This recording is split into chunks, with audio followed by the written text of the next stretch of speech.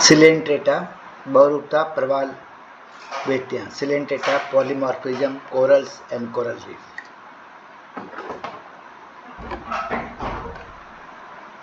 बहुरूपता, polymorphism. बहुरूपता का अर्थ किसी एक जाति में एक से अधिक प्रकार के ऐसे जंतु या जीवकों का पाया जाना जो आकार और कार्य से भिन्न हो, बहुरूपता कहलाती है। बहुरूपता के अंतर्गत मिलने वाले कई रूपों के बीच कार्य कुशल श्रम विभाजन निश्चित हो जाता है। एक ही जाति के प्राणी समुदाय जैसे कि दीमक, चींटियां और क्यूबन गोमो में विविध समुदाय में अलग अलग रहते हैं और विभिन्न प्रकार के कार्य करते हैं। इनमें पाई जाने वाली जो बहुरूपता है वो जीनी बहुरूपता या जेनेटिक पॉलीमॉर्फिज्म कहलाती है। इसी प्रकार सिलेंट्रेट प्राणियों में विविध प्रकार के जीवक मिलकर प्राय एक कॉलोनी बनाते हैं। अतः सिलेंट्रेटा के हाइड्रोजन युगों में मिलने वाला ये एक प्रमुख लक्षण है। सिलेंट्रेटा में बहुरूपता के अंतर्गत दो मौलिक या दो बेसिक रूप आते हैं। सिलेंट्रेट या हाइड्रोजन जो एकल या निवयी हो सकते हैं। इसके दो जीवकों में दो मौलिक रूप, एक पॉलिप और एक मेडुसा पाए जाते हैं। पॉलिप जिसके शारीरिक संरचना नली के आकार की होती है, बेलन के आकार की होती है, एक सिरे पर स्पर्शकों से घिरा हुआ मुख होता है और दूसरा सिरा बंद होता है जिस पर बेसल डिस्क होती है जो आधार से जुड़ा रहता है। मेडुसा का शरीर एक छाते के आकार का होता है जिसके किनारे पर स्पर्शक पाए जाते हैं। नीचे की ओर अवतल सतह पर केंद्र से एक उबार निकला होता है जो मैन्यूब्रम कहलाता है, उसी पर इसका मुख स्थित होता है। पॉलिप स्तनबद्ध होते हैं, मेडुसा स्वतंत्र जीवी होते हैं। इन दोनों के लक्षणों में बहुत सारी विभिन्नता मिलती है। अब बहुरूपता का महत्व। बहुरूपता वास्तव में श्रम विभाजन की परिघटना होती है। जीव के शरीर में होने वाली विभिन्न प्रकार की क्रियाओं को अलग अलग अंगों भागों द्वारा नहीं किए जा करके अलग अलग प्राणियों और जीवकों द्वारा की जाती है। तो इस प्रकार पॉलिप जो है भोजन लेने, सुरक्षा और अलैंगिक जनन का काम करता है, जबकि मेडुसा लैंगिक जनन का कार्य करता है। बहुरूपता के नमूने नोटेबल पॉलीमॉर्फिक कॉलोनीज। हाइड्रोजोआ के भिन्न भिन्न प्राणी समूह में बहुरूपता की अति विविधता देखी जा सकती है। डाइमॉर्फिक कॉलोनी, ओबिलिया, ट्यूबुलेरिया और कैंपेनुलेरिया। इसके समान हाइड्रोजोन्स के अधिकांश जीवों में जो बहुरूपता पाई जाती है उसमें सरल से सरल और सामान्य नमूना देखने को मिलता है। इसमें दो प्रकार के जीवक होते हैं। एक गैस्ट्रोजोइड्स जठर जीवक कहलाता है, इसको पोष जीवक या हाइड्रेंट कहते हैं, ये पोषण का कार्य करता है। दूसरा गोनोजोइड्स होता है जो ब्लास्टोस्टाइल पर अलैंगिक मुकुलन के द्वारा लैंगिक मेडुसा या गोनोफोर्स को उत्पन्न करने का कार्य करता है। इस प्रकार निवय जिसमें दो प्रकार के जंतु होते हैं वो डाइमॉर्फिक कॉलोनी कहलाती है तथा इस परिघटना को डाइमॉर्फिज्म कहा जाता है। ओबिलिया कॉलोनी को यदि हम देखें तो ये फर्स्ट वाला डायग्राम ओबिलिया कॉलोनी का है जिसमें ये हाइड्रेंथ है, पॉलिप जो गैस्ट्रोजोइड्स कहलाता है और ये जो है ब्लास्टोस्टाइल है, इस पर मुकुलन के माध्यम से मेडुसा की उत्पत्ति होती है। तो ओबिलिया कॉलोनी का एग्जाम्पल डाइमॉर्फिक कॉलोनी का एग्जाम्पल है। ट्राइमॉर्फिक कॉलोनी की बात करें तो इसका एग्जाम्पल प्लूमुलेरिया है। प्लूमुलेरिया के समान कुछ जो होते हैं कॉलोनीज होती है वो ट्राइमॉर्फिक होते हैं।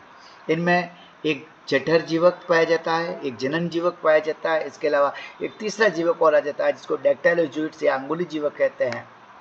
ये पोषण नहीं करते। अंगुली जीवों पर निमेटोसिस्ट की बैटरीज पाई जाती है। दंश कोशिकाओं की बैटरिया होने के कारण ये प्रतिरक्षा का कार्य करते हैं। प्रत्येक डैक्टाइलोजोइड की संरचना जो होती है जठर जीवक के समान होती है। इसमें मुख, स्पर्शक, एंट्रोन या तो रिड्यूस हो जाते हैं या फिर इनका अभाव हो जाता है। प्लूमुलेरिया के बाद में आ जाता है बहुरूपी colony, polymorphic colony. Polymorphic colony का एग्जाम्पल है हाइड्रेक्टिनिया। हाइड्रेक्टिनिया की पपड़ीदार निवें होती है, उसमें उच्च श्रेणी की पॉलीमॉर्फिज्म पाई जाती है। इसके निवें में 5 प्रकार के पॉलिप होते हैं जो अलग अलग विशेष कार्य के लिए अनुकूलित होते हैं। पहला जठर जीवक जो भोजन ग्रहण करने के लिए, इनको गैस्ट्रोजोइड्स कहते हैं।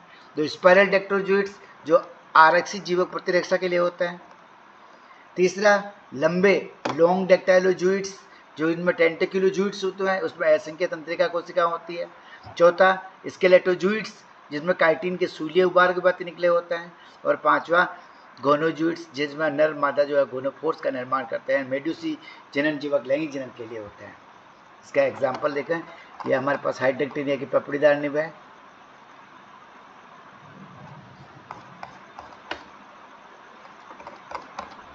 ये इसमें टेंटिकुलोजोइड्स, ये गैस्ट्रोजोइड्स, ये स्पाइरल डेक्टाइलोजोइड्स, स्केलेटोजोइड्स और इस पर जो है गोनोजोइड्स की उत्पत्ति होती है।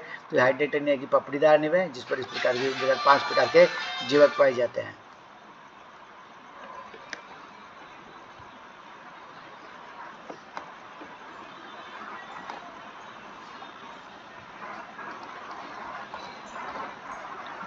पॉलीमॉर्फिक कॉलोनी के बाद में हमारे पास नेक्स्ट टॉपिक आ जाता है साइफोनोफोरा गण का जो वेलावर्ती जीवक होते हैं उसमें तैरते हुए निवों की पाए जाते हैं।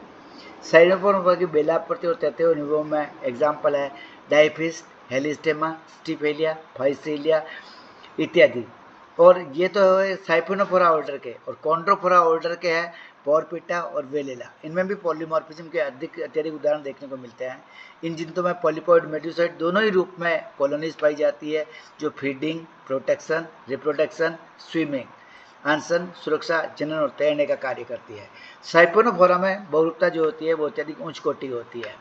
पहला पॉलिप का रूपांतरण। पॉलीपॉइड सदस्यों में निम्न प्रकार के जीवक होते हैं। एक होता है गैस्ट्रोजूइड्स जो फीडिंग पॉलिप कहलाता है। दूसरा डेक्टोलोजूइड्स जो प्रोटेक्टिव पॉलिप कहलाता है।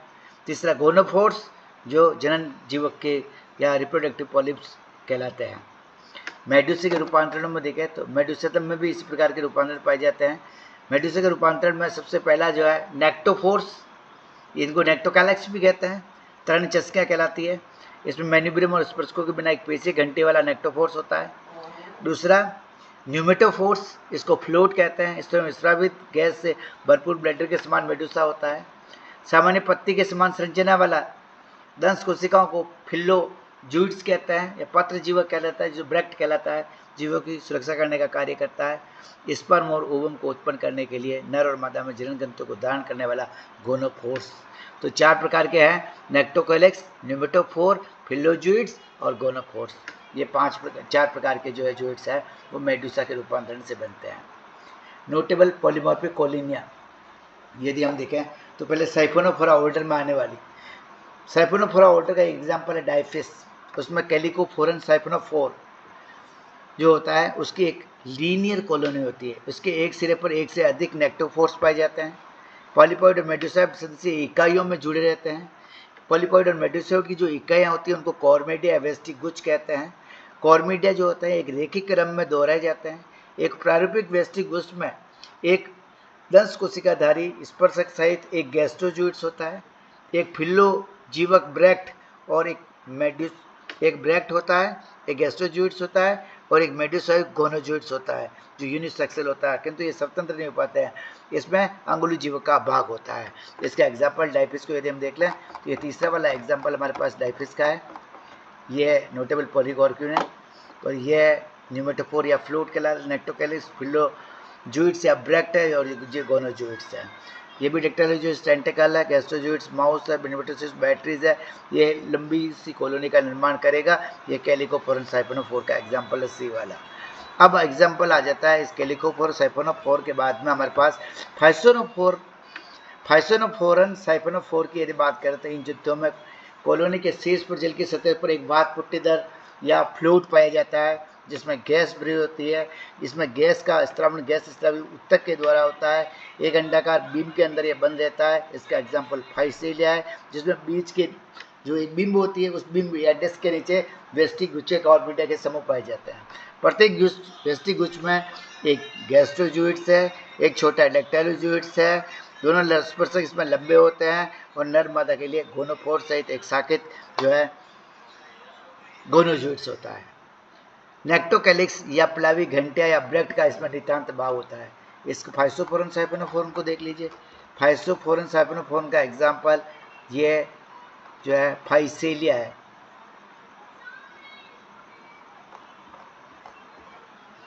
ये एग्जाम्पल फाइसोफोरन साइफोनोफोर का जिसके ऊपर गैस उत्तर से गैस चैम्बर में बढ़ जाती है। नीचे गैस्ट्रोडर्मल कैविटी होती है। यहाँ पर कॉर्मीडियाज लगे होते हैं।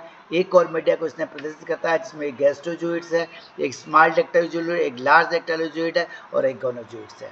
ये फाइसेलिया का डायग्राम है जो फाइसोफोरन कैलिकोफोरन को प्रदर्शित कर रहा है। फाइसोफोरन साइफोनोफोर को प्रदर्शित कर रहा है। अब आ जाते हैं हम यदि लैक्टेलिया और स्टिफिलिया में तरण घंटियाँ जो होती है वो भी विकसित प्रकार की होती है। स्टिफिलिया की विशेषता होती है कि इसमें पाल भाग पूरी तरह आंशिक रूप से संकुचित होकर एक घंटी के समान संरचना बनाता है जो ओरोफोर कहता है, और इसका कार्य समानता अज्ञात है। यह स्टिफिलिया भी देख लीजिए, ये एग्जाम्पल स्टिफिलिया का है। स्टिफिलिया में ये जो संरचना निकली है ये ओरोफोर कहलाता है। ऊपर न्यूटोफोर फ्लोट्स है और नीचे कॉर्मोडिया के गुड्स है। ये लिखा हुआ स्टिफिलिया कॉर्मोडिया, ये स्टिफिलिया ई वाला, लास्ट में वेलेला है। वेलेला का डायग्राम मैं एक्सप्लेन कर देता हूँ। वेलेला के ऊपर चेम्बर्ड न्यूमेटोफोर है, ऊपर की ओर निकला हुआ सेल है, सेंट्रल गैस्ट्रोजूइट्स है, उसको घिरे हुए गोनोजूइट्स है, उसके बाहर की ओर डेक्टाइलोजूइट्स दिखाई हमें देंगे। ये संरचना इसकी है। और हम आगे हैं यहाँ पर कॉन्ड्रोफोरा ऑर्डर। कॉन्ड्रोफोरा ऑर्डर का एग्जाम्पल हमने देख लिया है। वेलेला और पोरपिटा है, इसकी कॉलोनी अत्यंत संगठित होती है। प्रत्येक नवे के सेंटर में एक गैस्ट्रोजूइट्स होता है जिसके चारों ओर गोनोजूइट्स की पंक्तियां बच जाती है, उसके बाद डेक्टाइलोजूइट्स की होती है। यह भी हमने एग्जाम्पल पोरपिटा का देखा था। अब आती है बहुरूपता की उत्पत्ति। हम देख चुके हैं कि साइफोनोफोरा निवय बहुरूपता की उच्चतम कोटि को प्राप्त करके मेडुसॉइड या पॉलीपॉइड जीवकों के अधिकतम प्रकार धारण करके सबसे विशिष्ट हाइड्रोजोआ का निरूपण करती है। अब इसके बाद ये कहता है कि सिलेंडर संघ में पाई जाने वाली बहुरूपता उद्विकास के अंतर्गत पहले पॉलिप का उद्विकास हुआ या मेडुसा का, इस विषय में अलग अलग वैज्ञानिकों के बाद अलग अलग मत है। लेकिन प्रचलित मतों के अनुसार हिकल कहता है कि पूर्वज एक सिलेंटेटा का पूर्वज इस सिलेंटेड प्राणी हाइड्रा के समान एक पॉलिप था जिसकी उत्पत्ति गैस्ट्रे से हुई है। इसी पॉलिप में अलैंगिक मूलकलन द्वारा हाइड्रोइड कॉलोनी की उत्पत्ति हुई है। इस स्थानबद्ध निवेश से कुछ पॉलिप अलैंगिक जनन मेडुसा में रूपांतरित हो गए और तृतीय जीवन व्यतीत करने लगे। इस प्रकार श्रम विभाजन द्वारा एक हाइड्रोइड कॉलोनी बहुरूपी हो गई। लेकिन हिकल के बाद नेक्स्ट मत आता है ब्रुक्स को। 1886 में इस विषय में दूसरा मत ब्रुक्स ने प्रस्तुत किया। उसने पहले से अपेक्षा अधिक स्वीकार्य प्रतीत होता है। इस मत के अनुसार कहता है पूर्वजी सिलेंटेड प्राणी एक आदि मेडुसा था। इस आदि मेडुसा की उत्पत्ति मेटागेस्ट्रे के मुक्त प्लावी होने तथा स्पर्शकों के विकास होने पर हुआ था। हेक्सले, एस्कॉल्ट्स और मेस्निकॉव का तीसरा मत है। इसके अनुसार जो आदि मेडुसा का हस्तक, स्पर्शक